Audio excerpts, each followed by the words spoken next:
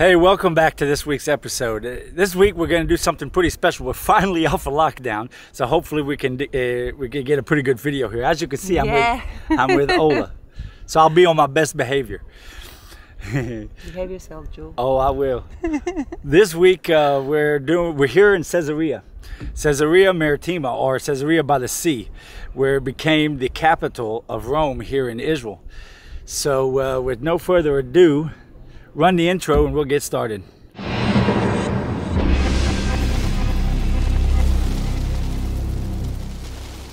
So here we go. So let me take you around and show you what this place is all about. Okay, well, Caesarea was built by King Herod just a few years before Jesus was born. With the full support of Caesar Augustus, Herod the Great built Caesarea in the middle of the Israeli coastline, which is a major seaport with all the facilities of a Roman city. The construction lasted about 12 years and was finished about 10 BC. And he named it Caesarea in honor of Caesar Augustus. Now, one rule that's never changed in all this time is flattery will get you everywhere. So King Herod, he knew that he needed to be in good favors with Rome. So he dedicated this enormous build of his here in Caesarea to the emperor of Caesar, hence he called it Caesarea. He knew that he needed to be in good standing with Rome in order to continue to be the client king of Judea. One of the most amazing feats of the constructions in Caesarea is the sea wall, or the water breakers. At its time, it was the largest artificial port walls in the world. It was about 500 yards out to sea, and it was 120 feet deep at its deepest point. The width of the walls was 200 feet wide, with houses built right on top of it. Caesarea was mentioned quite a bit in the Bible, as a lot happened here and around Caesarea, as well as traveling out from Israel from using the port. For example, Paul was sailed out of here to stand trial in Rome. This is also where Paul was in prison for more than 2 years. In Acts 21:8, it reads, "And the next day we that were of Paul's company departed, and came unto Caesarea, and we entered into the house of Philip the evangelist, which was one of the 7, and abode with him." It was also home for the first non-Jew convert, a Roman centurion by the name of Cornelius, as we know. Something very interesting that was uncovered here recently was proof of Pontius Pilate's existence, the Roman official that sentenced Jesus to death. For a while, many non-believers would say that he didn't exist and he was a fictional character in the Gospels of the Apostles. Recently, a stone with carvings was found here and is now in the Israel Museum. But here is an exact replica of what the stone with its inscriptions was. The stone has been dated to AD 26 to 37. It was used as a part of a building built for the Roman Emperor Tiberius Caesar. The inscription reads, "To the divine Augusti Tiberium, Pontius Pilate, prefect of Judea, has dedicated this." This is the stone we was talking about, where it has an inscripted into it, where it proves of Pontius, where he dedicated it to the Emperor Caesar. And this is really important for us as believers. So this is something really to take in. Now this is just a replica. The actual one is in the Israeli Museum.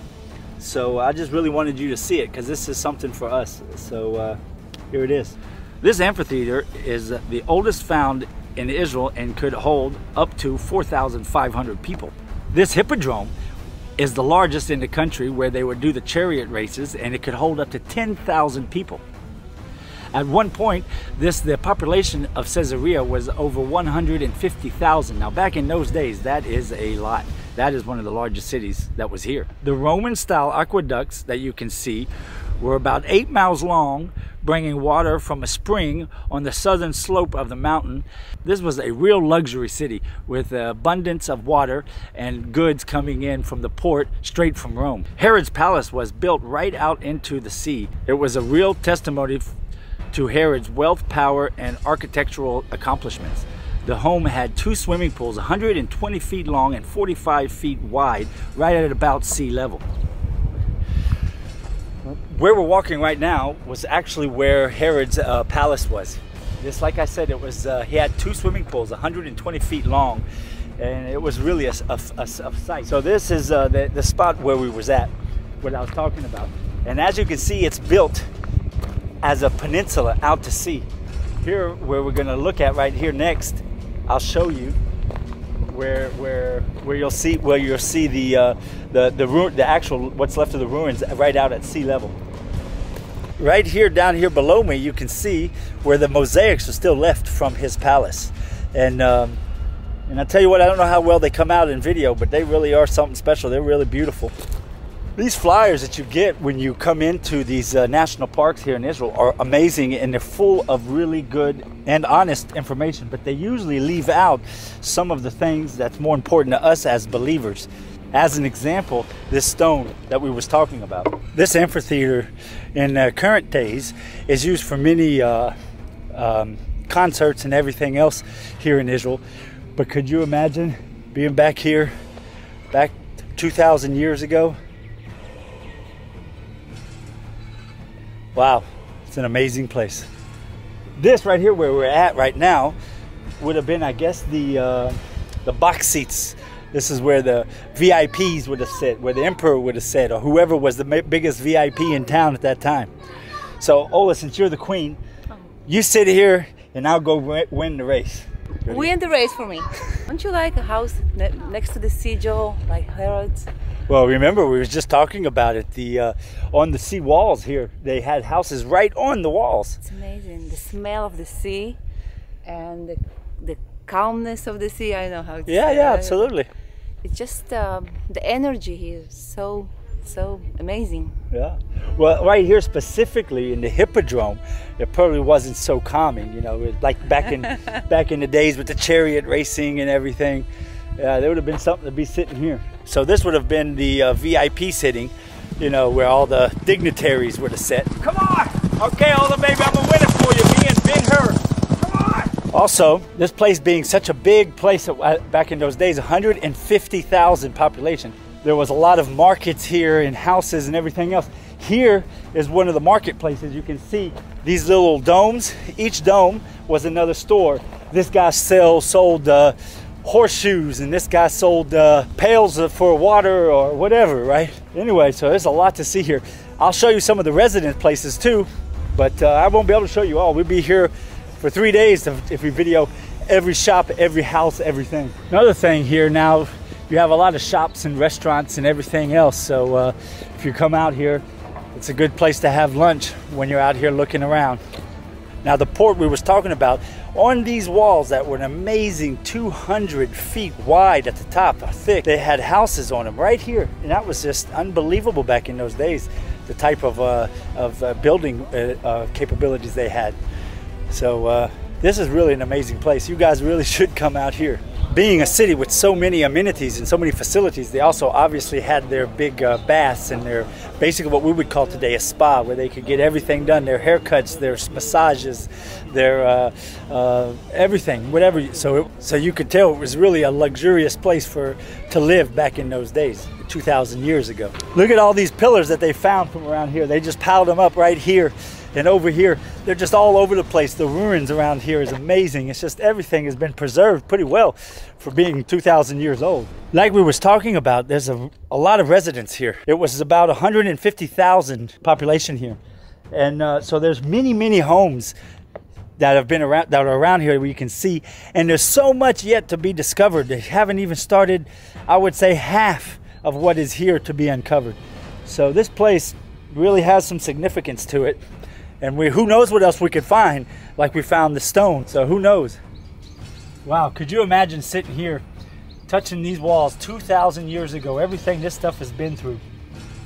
Wow, this is amazing. You guys really need to come out here. This is an experience. These aqueducts were amazing. They were, like we said, 8 miles long. They went straight towards the city of Caesarea, and along the beach towards the north, they connected 8 miles away to a spring on the southern slope of a mountain right next by here. It was an amazing feat of engineering. And also, like we talked about, desert people always understood how important water was, and water was power.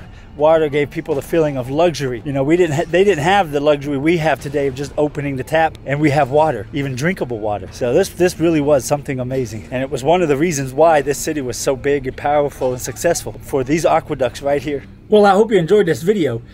Man, this place has been something special. I hope it blessed you as much as it blesses me to be able to give it to you. So until next week, God bless.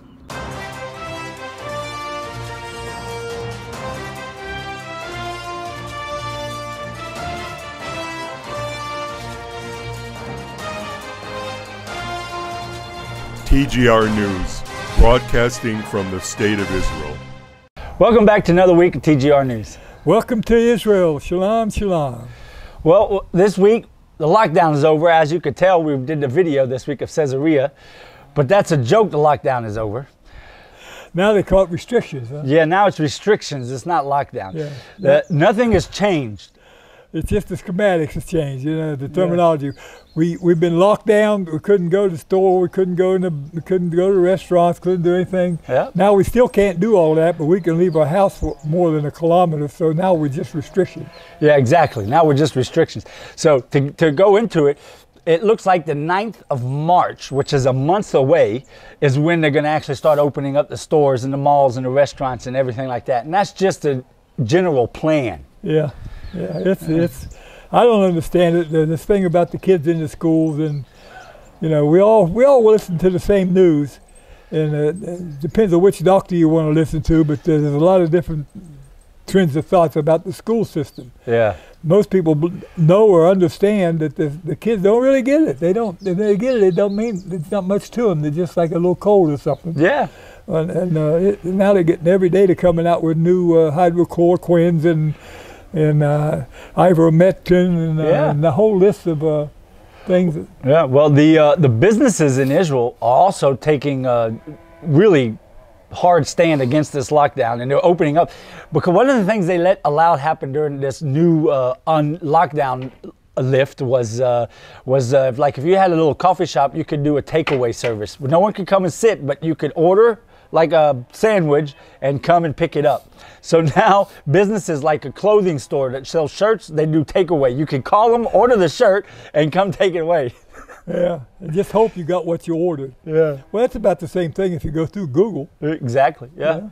But I'll tell you what, you're talking about the cures and stuff, the different things they're coming out with. I don't know if you remember, but about 6 months ago, we reported here that Israel was coming up with a cure for corona. Not a vaccine, a cure. First of all, Israel does have their own vaccine as well, but a cure. It was coming out of, I remember I told you guys about it, from Nes Ziona, which is the Zionistic miracle. That's the name of the city. And anyway, so it's been on the first clinical trials, and it's had great success. For example, just a few days ago, there was a guy. Went into the hospital. He was 49 years old. He had corona. He went into critical care, and at the point where people, about 50% of the people who go into being in breathing apparatus and everything end up dying from corona. Yeah. This guy was administered the new cure, and in 3 days, he was completely cured, had no corona, got up and walked out of the hospital. I read on the Jerusalem Post where it was just more than one 49-year-old guy. There was like 40 or 50 or something. Yes, there's the beginning of the clinical trials. This is just one example. Yeah, and 99.9% of them, got a little, had trouble overcoming the corona, but all of them, and they're all critical cases. Yes. These were people with an ICU, and they was really sick. And they all walked out of the hospital in, 3 days, 4 days? 3 days. 3 days, just walked out, everything was fine. So there's a cure for it. So it looks, hopefully they'll keep going with it, and then they'll share it with the rest of the world, because it's much better getting a cure than a vaccine. Oh yeah. I don't want to talk. No, let's not get into that. We're not going to get into the vaccine thing, Every time you say anything about it, if you can say the word vaccine, that's fine, but be careful what you say about it, unless you just want to be shut down on the social medias all over the world. Yeah. The This past Monday, Bibi started his trial. It was the section. It was the part of the trial where he has to get the judge and prosecutors charge him, and then he has to give his plea, which obviously he pled not guilty. And but this time he asked all the supporters that had usually come to the courthouse to stay away because of the corona. So. Yeah. I tell you, Bibi's been great for Israel and the world. And as a matter of fact, one of the world's leaders, the greatest leaders, has right now been Bibi. And I hate to see what's happening to him. I really do. And it's just like in America, the deep state is just going really after Trump, and they're trying to nail it down now with this impeachment. Same thing happened with Bibi. Absolutely. We've always talked about it, how it's so similar. What's happening to Benjamin Netanyahu and to Donald Trump is just, people, they're just under attack all the time. It's really sad. Yeah, it's amazing. And Benjamin Netanyahu, his wife, is under attack all the time in the news because some cleaning lady wants to complain about, she wanted her house a little clean or something, the way she wanted it clean. Well, from what I understand, you pay someone to clean your house, you're the boss, and you can tell them how you want your house clean. I think a year or so ago, they convicted her on some kind of charge because she drank too many bottles of wine, and then Bibi got arrested of being charged because somebody gave him a box of cigars. You know, it's insane. It is insane, totally insane. Yeah.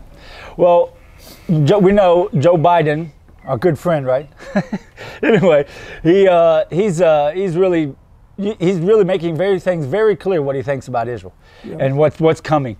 The military here in Israel, the IDF, is getting ready for the next 4 years because they know it's not going to be easy. So anyway, but under Biden's administration, America has stated already that the Golan Heights, which has always been a part of Israel, is pretty much now up for discussion if it is Israel or not, which is a horrible thing. I mean, that's just...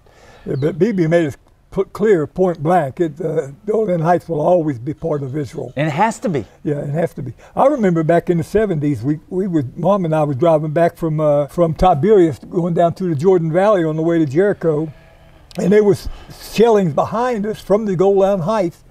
And that was in the 70s. Yeah. So, we don't want that happening. We don't want that to happening again. Yeah, absolutely. Yeah, well, so all the Arab countries in the Middle East are just ramping up their productions of weapons and stuff because they know Biden, basically America has become, they see America now as a weak country. And it's not America. America's still strong and America's still great. It's the leadership. Yeah. And they know that they're going to get away with whatever they want, you know.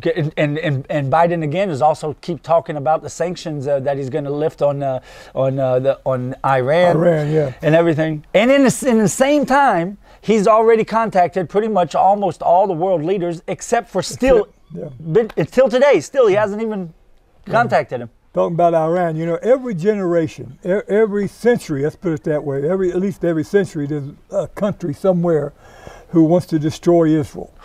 And Iran now, of course, they're doing, for example, right now in Iran, they're setting up bases in Yemen because every time they try to set something up in Syria, Israel just goes and knocks them out. So they're getting tired of it. Now they're focusing on Yemen, and the Houthis in Yemen are being controlled by Iran. In the meantime, by the way, Biden wants to take the Houthis off of the terrorist list. And they're the ones that's helped setting up Iran, and where he'll be in range with his drones and missiles and one thing and another, making it far more difficult for Israel to defend against it. So it's really bad. In the meantime, in Hezbollah, they're going like tick. They want to start off. This has been talked about just out front, openly on the internet here in Israel, or in the news media here in Israel. They're talking about they want to have a deal like Hamas has, was tick for tack. We'll send you a few missiles, and then you send us a few missiles. And Israel says no, and then our general says no, we're not going to go for that. And this time, because you've hit all your weapons and your missiles in homes and in residential areas. Yes, they have. And Hezbollah is a big part of the Lebanon government. This time it's a war against not the Hezbollah in Israel, but this time it's Lebanon and Israel. All the Lebanon infrastructure is targets. Yeah, absolutely. And a lot of things people don't know about Hezbollah is like you're saying, it's part of the government. People think Hezbollah is just another terrorist group. It is actually it's part of the government. Hezbollah, the word Hezbollah is the name of their party, their government party. Hezbollah is party, and Allah is God. It's God's party. That's the way they call their party in the political arena, and they get voted in. So it's the country. It's not Hezbollah, it's the country. Yeah, and by the way, you need to understand that their God is Satan. Yeah, Allah, yeah. Yeah, you know, Allah and God of Abraham, Isaac, and Jacob is definitely not the same God. Absolutely. The God I know doesn't send children out with bombs on them to kill innocent people. Yeah, and what we was talking about earlier with the Arab countries ramping up productions and everything, Hezbollah in Lebanon, now because America is under being steered by Joe Biden, they're getting more and more open with what they're doing because they're not so afraid. They're like, oh well, we don't have to worry about. That's right. Yeah, so I mean, it's really bad news. Yeah. Yeah. Really is. The another thing is keep your eye open the next couple of days. The Caesarea video that I made. Now we have this new thing where in a couple of days after this video, you'll have the 360-degree video. You mean the one you were showing them today that you did? Yeah, Caesarea. That's not the same as the 360? No, this one is just a video, and then the next couple of days they'll be able to tour it with the 360 degree. I think you've already watched it. If you're watching this, you've already watched it. You've already watched the Caesarea. You've already watched it. If you know, Joe has studied hard and hard. I tell you who his teacher's been, Google. Yes. Basically Google, you know, on the internet trying to learn how to do these things. We don't know anyone to teach us how to do the green screens and all the other stuff. Yeah. But Joe, trial and error. I got to brag on him a little bit. He's really doing great, really doing great. And when he finally gets this thing all put together, it's going to be a lot better. And if you have as many people as you can to see this thing that you just watched on Herzliya, and then encourage them to watch the next one about Herzliya on the 360 degrees, where you can stop and pause your camera and go 360 degrees or go 360 degrees while he's walking around. Yeah. It's like you're there in person. It's an unbelievable experience. Yeah, it really is. I can't even believe the technology. Yeah, it's amazing. I thought the reason when I saw we could do it, I did it because I thought it would be a great way to bring the word in the Bible alive for you, and when you see the places that everything happened. Yeah. Well, we really got some wonderful ideas about this YouTube thing. It's just a fantastic way to get the message straight to you and put you right on the scene. And Joel's really studying it. He's thinking about what you want to see and how you want to see it. And it's important to him. Yeah, very important to us. And also, so make the comments. Let us know what you want. We know we've already had a few comments about the garden tomb, and we will do it. But you yourself can go on Google and see it's still temporarily closed. Closed down. As soon as it's open, I'll promise I'll get that video up for you. Yeah. But most important, don't forget to share us with all your friends, and don't forget to support us on thegoldenreport.com. And hit that like button. Yes. Amen. Amen, amen, and amen. Yeah. So next week, stay tuned. Shabbat Shalom.